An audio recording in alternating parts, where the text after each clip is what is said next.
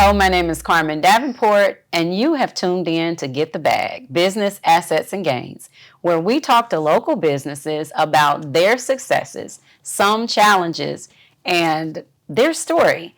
Today we have with us from Project Will Incorporated, Jeanine Coleman-Miller, Founding Executive Director. Yes. Hey, how are you, Miss Jeanine? I am doing well. I'm doing well. Thank you for having me. Yes, it is. It is a pleasure having you here. Now, before we get started, I always ask, who is the person behind the product or service? Tell us who Jeanine is. I am an advocate, I think, first. My background's in social work, but I've always been one that advocates for vulnerable populations, particularly those with either intellectual or developmental disabilities or mental health issues. Okay. And so it's just been a passion. I attended a local high school, Arlington High School, and I volunteered with the social worker there. And so my senior year, and I just really working with them, seeing all the issues that families and students were having, it just developed a passion to want to help other people. And so with that, I went off to college, came back, and I've been serving ever since. Okay. And so Project Will, tell us what it is, when you started it, and why. Outside, if the reason was high school, then tell us that story. If not, tell us why Project Will. So Project Will was actually founded in honor of my dad, Willie Spivey. And so that's where the Will comes from, his first name. And I lost my dad in 2014, and it was rough, but I wanted to do something in his honor. And my dad, his work ethic was crazy. And that's where I probably get my work ethic from, is him. But work changed his life. And so I don't think people really understand how much work, gives you purpose and, the ability to provide and all of that. And so my dad went through a lot of transitions in his life. But when he started working, he was an electrician. It changed who he was. So working with individuals with intellectual disabilities, a lot of times they don't have purpose, and a lot of times people don't understand who this population is. So basically these are individuals that, if you think back to high school, that might have been in special education classes.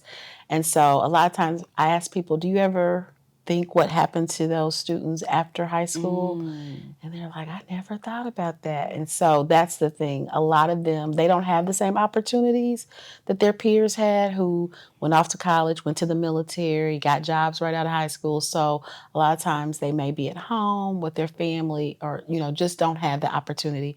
So Project Will was founded to give those individuals, those transition age young adults, an opportunity to come together, either for socialization, also to learn more independent skills, but primarily to secure and maintain employment, which is something that they struggle with. Yes.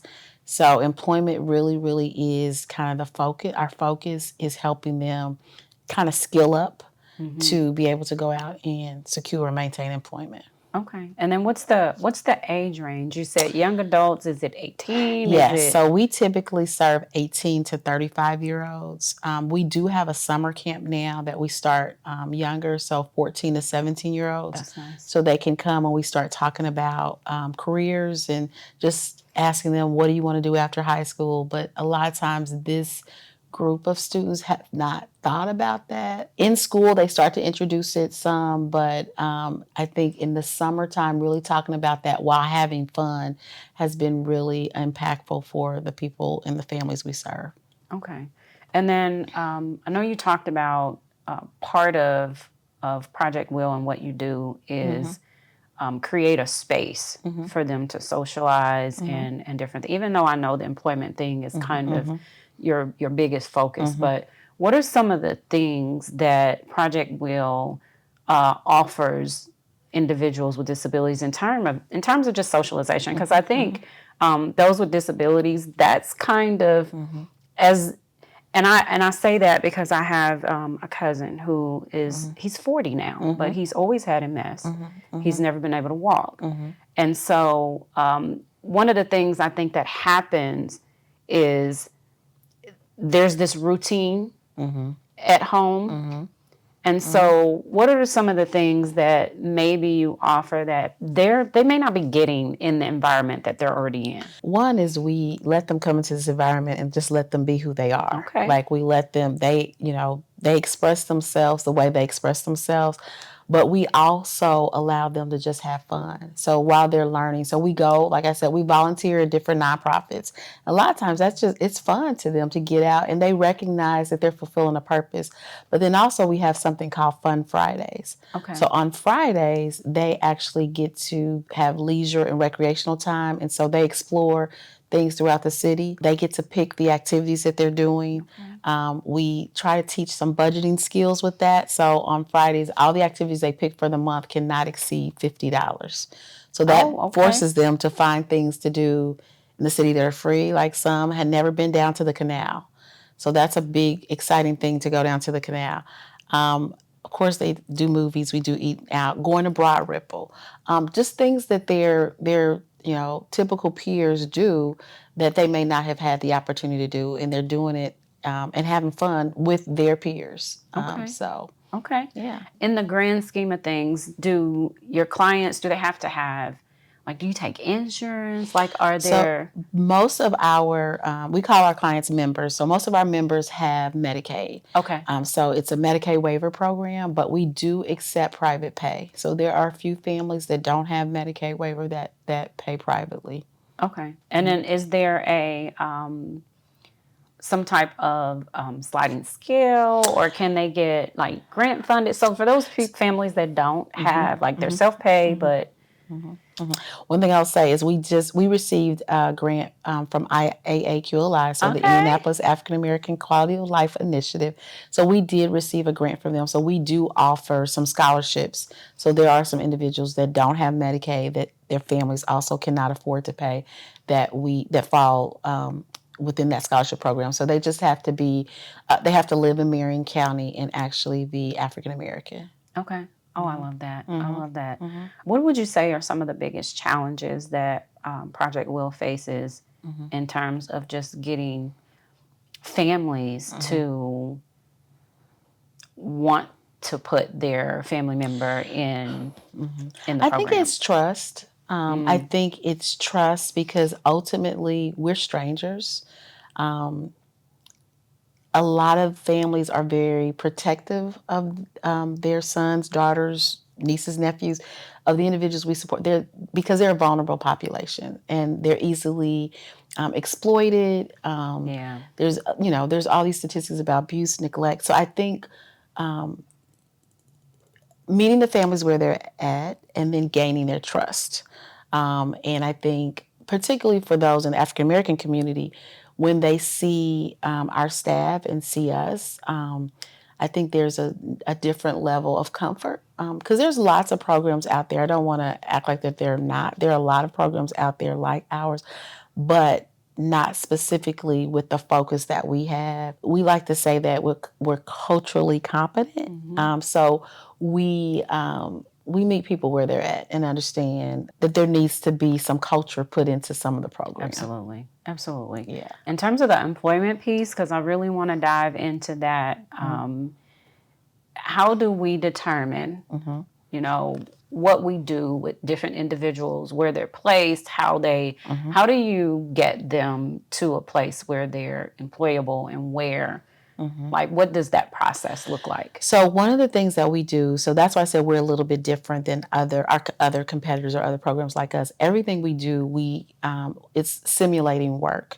So from the minute someone applies, we take them through an interview process. Oh, wow. So we want them to get comfortable with, answering questions. We ask it in a way that provides respect and dignity to, and if they don't want to answer or disclose, that's their choice. But if once they're accepted into the program, they're clocking in, clocking out. Oh, wow. And we have something we call the 4 E's of transformation. So one is expectations. So everything is about expectations. And I think sometimes with individuals with disabilities, we extend a different level of grace to them, but it also can be seen as enabling and not allowing them to see what others' expectations would be of them. And so if they're wanting to work, there are expectations to work. So we want to set the expectations and let them know exactly what is expected from day one. So I think that's the number one, is them understanding that. So whether it's, the soft skills, it's not always the technical skills that they're lacking, but it's the soft skills and sometimes the interpersonal skills, because they don't recognize boundaries. They don't recognize the etiquette in workplace. Like, you can't say that to your boss. Yes. You can't, I don't want to do that. Well, it's your boss. Like, you're here to do a job. So it's all about the expectations. And so then, once we're kind of teaching that and coaching them, then we do what we call the experiential learning. So that's the second E. So that's where we are actually volunteering at nonprofits that have real work, so that they can get that experience of, again, the soft skills and all of that, but also staying on task, task completion, being on time, dressing in uniform.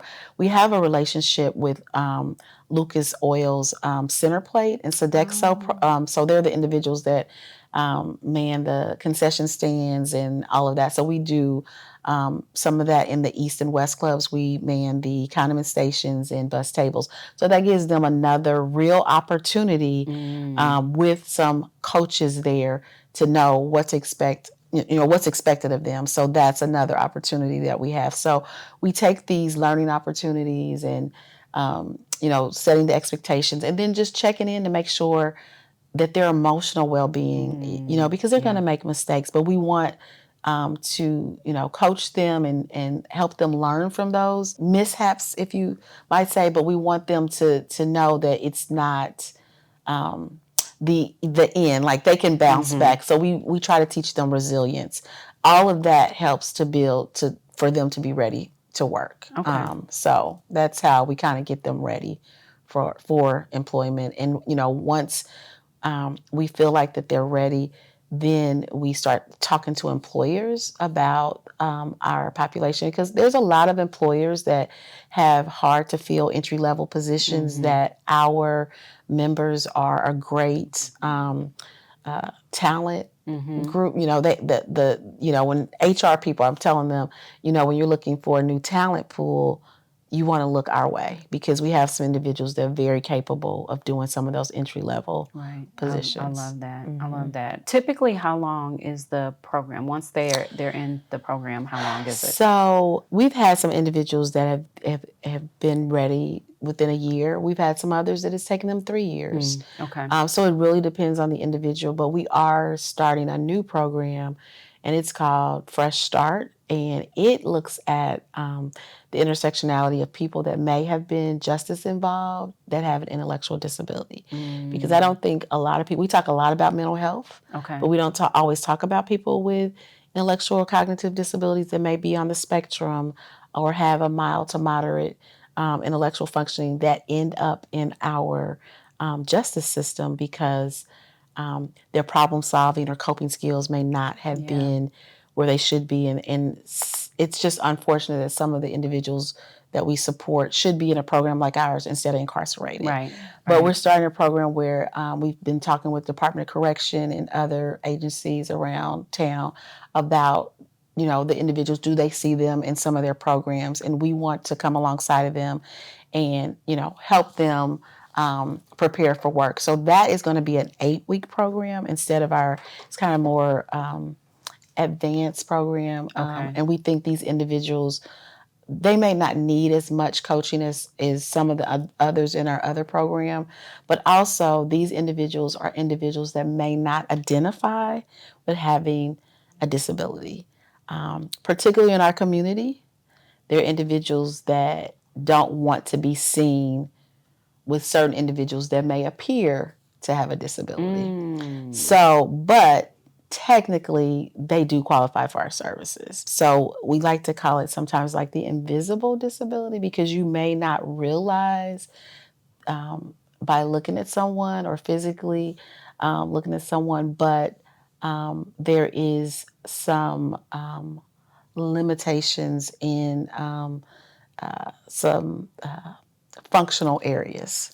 Okay. So, and I think that's part of the thing we struggle with is our messaging to those individuals, because they don't want to be identified as having a disability. So that's one of the things that we're working, and that's one of the reasons why I'm here, is to try to get the message out to our community about that. Yeah. While the community is watching, and I'm gonna shift a little bit, because I want you to say this probably 2 or 3 times.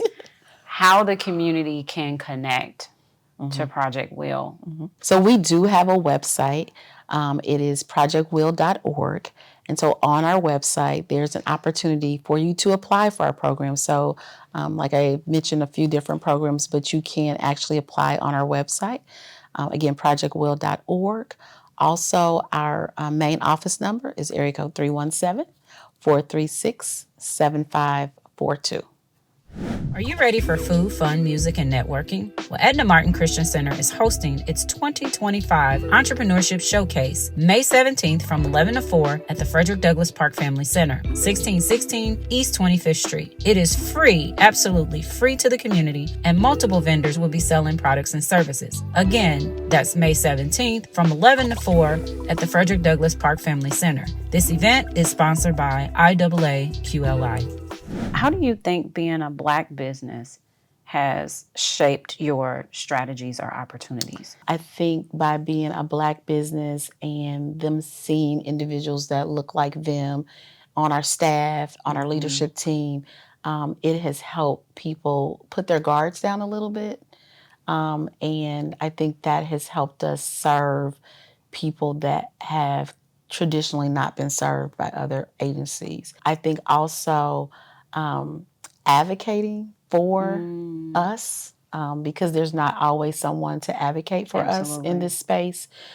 So I think those are the 2 things I think has made it particularly special. Okay. And how important is it for you to network in the community? Oh, extremely important. Extremely important. That's why I think I started off by saying I'm an advocate, because I'm not going to shut up. I mean, I'm going to keep talking about it. I'm going to approach businesses and ask them, here recently we're talking about diversity, equity, inclusion. Before January 20th, I actually was advocating for the folks that I serve, because we can't have the conversation about diversity, equity, inclusion without talking about people with disabilities. Absolutely. It's not just about race, gender. It is more about people that are different, and that individuals that we serve. If you want an inclusive workplace, you have to have individuals with disabilities in the workplace. Absolutely. It makes us better as human beings. It makes us more accepting, more tolerable. So I've been advocating for people with disabilities for a long time. Okay. And I think it keeps us human. Yes, right? Absolutely. Absolutely. I think sometimes we get away from the human side of things because we're so stuck in the technical aspect of everything, right? So it keeps us human. And I think that's important. Now, what I really, really, really like is that you said you have an 8-month program, right? Or 8-week program? 8-week program.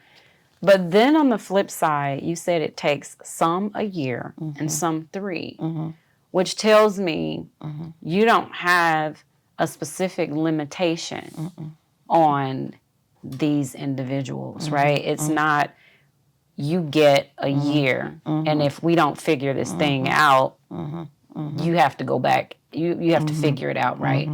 And so tell me how you think that has impacted the families who have actually had their loved ones in your program. Like, it's been 2 years and they're like, hey, they're still like, give me a success story. I really want to know. Yeah. So again, I think each family is different. And I can think of one individual that, because again, some people look and it's like, well, they'll never work, right? And so that is part of the problem, is sometimes our own biases, or we put limitations on people. And so I can think of a young lady who came to us who had some severe behavior issues, who self-injurious. She bangs her head, which could be alarming to some, but we have had her in the program 3 years, and that has significantly decreased, almost eliminated. Yes. And before, we weren't comfortable with taking her out in the community to volunteer, because we weren't always certain what triggered her to do that. But I can say 3 years later, like I said, she's reduced that, and we are taking her out in the community. So her mom is just so grateful. I mean, there's tears in her eyes, just that we've stuck with her through that. Because some of it is, like I said, the transitional age, just developmental things. There's we noticed there were some things related to some medical stuff, but we stayed the course with her. And I mean, I do believe that at some point her daughter will be employable, and will need little support in the community. Other success story, I mean, I could just go on and on, but we've had individuals that, like I said, are going with us to Lucas Oil, that are volunteering and doing things, and people are just like so shocked to see that, oh my God, like, I can't believe that's my son or that's my daughter that is actually doing that. And it's rewarding. It's really rewarding for us just to see the progress that individuals make. If we, just give it time.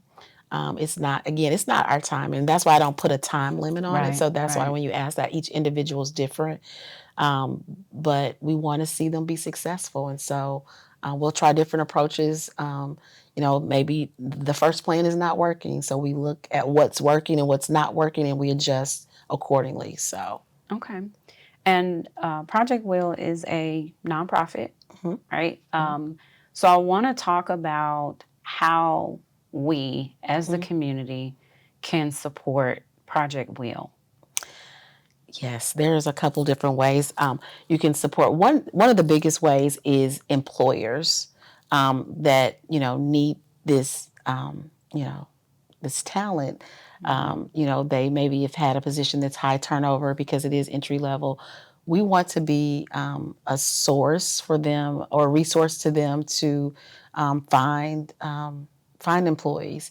The other way is nonprofits that need regular, consistent volunteers. We can, come to, whether it's a faith-based organization or a nonprofit, we can come and do some work for them. Like I said, volunteering, but it helps them help the individuals, get the skills that they need. The other thing is, we always need donations. We always need donations, individual donations, corporate donations, sponsorships. We do have an annual fundraiser. It's called Bubbles and Bags. It is in August, and what it is a brunch and auction. We auction off designer, gently used and new designer handbags, and it's always a great time. So this will be our 3rd year doing that. So that is Saturday, August 23rd. So individuals in the community supporting that is always a great help. Okay. And we can find information about that event on your website, right? And can you give us that website again? Yes. Our website is projectwill.org. Projectwill.org. And then just kind of moving into the nonprofit space, a lot of people want to start a nonprofit. And so talk a little bit about the challenges of starting a nonprofit. Some people think, hey, I want to start a nonprofit because I know I can get a lot of grant money, right?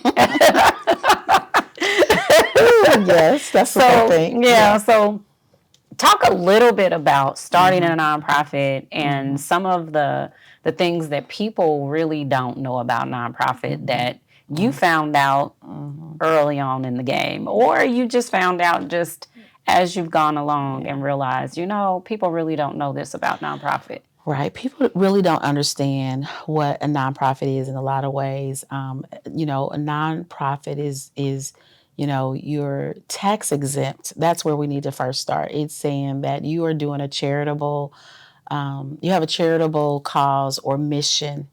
So a lot of times before individuals started nonprofits because there was a mission, a need that they were fulfilling where, it was charitable, educational. It wasn't just about getting grant funding. In fact, you really have to know what is the vision, not only what is the mission, but what is the vision for the organization? What need are you trying to solve? But also along with that, you need a board. You need a board of directors. So you need individuals to come alongside of you because at the end of the day, you don't own the nonprofit. And that's the biggest misconception. I don't own Project Will. I was the founding person, but my board is the fiduciary. They are responsible for the success of Project Will. So I think people need to understand that you need to have a mission and a vision, and then how are you going to sustain it if there's no grant funding available? What is the plan for sustainability? Is this something that people are going to pay for? Are you going to have staff? Or are you going to have volunteers? If you're going to have volunteers, where are you going to recruit these volunteers from? So there's so much that goes into it. Having a marketing plan, because you could have the nonprofit, but if people don't know you're here, that's right.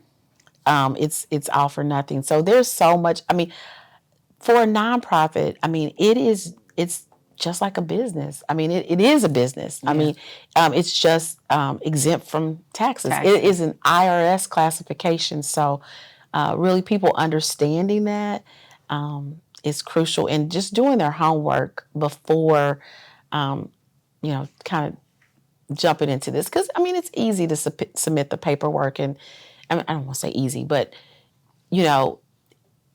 once you get approved, now what? Right. Now what? Right. So finding a consultant or finding people that can, help guide you is really, really important. And also funders, you have to be a good steward over the funding that funders give you. There are reports. Like, this is not just free money. You have to do what you say you were going to do. And that's the most important part. And then I think some individuals, when, funders are asking for reports, they're like, reports? What? So you thought they were just going to give you the money and not, have some type of evaluation criteria. So, yes, that's what I would say about individuals thinking about starting a nonprofit. It really is a lot of work. It really is a lot of work. I can't imagine. So, kind of going back to your program, what is some of the advice that you would give the community, parents, families who they're looking and they're not really sure if Project Will is a good fit, or they're just scared, right? I really want to try this, but what advice would you give these families? So I will say that Project Will may not be the right fit for everyone. And when we meet with families and individuals, like I said, we do an interview. If we do not feel like they're a right fit, we give them an additional resource list, because there are other resources out here. There are other organizations that might be a better fit. But if we think they're a good fit, and families are still a little bit hesitant or reluctant, we really try to gain their trust and confidence by doing what we said we're going to do. Communication. So we will communicate with families. We will make sure, they know what's going on. We have a newsletter. We have a calendar of events. We really try to be proactive. We do have an accreditation. That's another thing with nonprofits, having an accreditation. So we have accreditation through ISO. So it keeps us, on our toes. So I think I would tell families to ask the right questions with any provider, whether it's Project Will or, make sure you're asking questions, and if they're not, if I'm not able to answer their questions to their liking, I mean, then that might not be the right, the right place for that family. But we really try to work to gain their trust and just communicate, over communicate, do what we say we're going to do, let them know what to expect, and then, just really try to fulfill that. I like that, especially the piece where you said, let them know what to expect. Mm-hmm. I think that is really, really important because people get nervous when they don't really know what's going on, what might happen. It's like if you give them that information up front, they're like, you know what? I can make an informed decision now, right? So I really, really love that. And I just want to say that I appreciate you for what you do. Thank you. I think that it takes a really, really passionate individual with a big heart to do what you do. And I appreciate you being in the space and advocating for those individuals, especially in our community. I appreciate, if nobody else tells you this, I appreciate this. Well, thank you. And I think that those who have never heard of Project will appreciate it as well. And I encourage anyone out there watching and listening, I encourage you to go out to Project Will's website, really look at what they're doing, follow them on social media. We need to be a partner in advocating for those individuals as well, right? Because this is an important mission that you're on, and we absolutely have to be a part of that. Well, thank you. So again, talk about how we can get in touch, how we can get connected. Just tell them. Yes. So again, our website is projectwill.org. You go there and you can see all the things that are going on. We do have a newsletter as well, and so you could subscribe to our newsletter. We have a monthly newsletter that we send out with all the information about what's going on. So projectwill.org, and you can get all the information you need. Thank you so much. And the last question I have for you, what's in your bag? What is your biggest asset or gain thus far with Project Will? To see the members happy, growing, thriving, wanting to come, because this is a voluntary program. They don't have to come.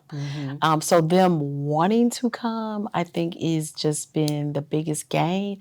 And I think also that we've been able to connect with school districts. I don't think I mentioned that. So we actually are in Washington Township and in Wayne Township. So we have a relationship with North Central High School and Ben Davis. And then the newest location we're opening is in IPS's district.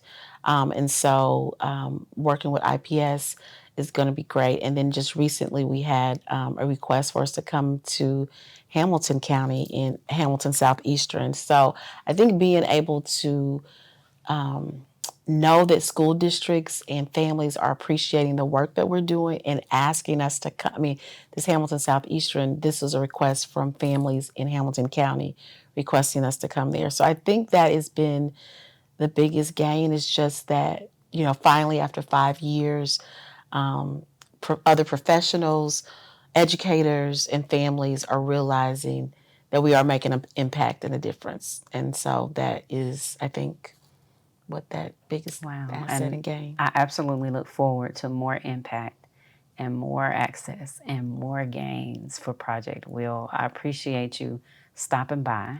Yes, thank you again for having me. Yes, this was great. And one last time, give them, give it to them one more time, Ms. Jeanine. So one more time, the website is projectwill.org. So projectwill.org.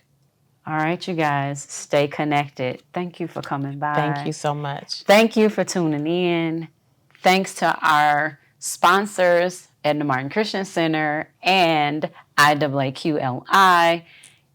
This is Carmen Davenport again with Get the Bag, Business Assets and Gains, where your success is in the bag.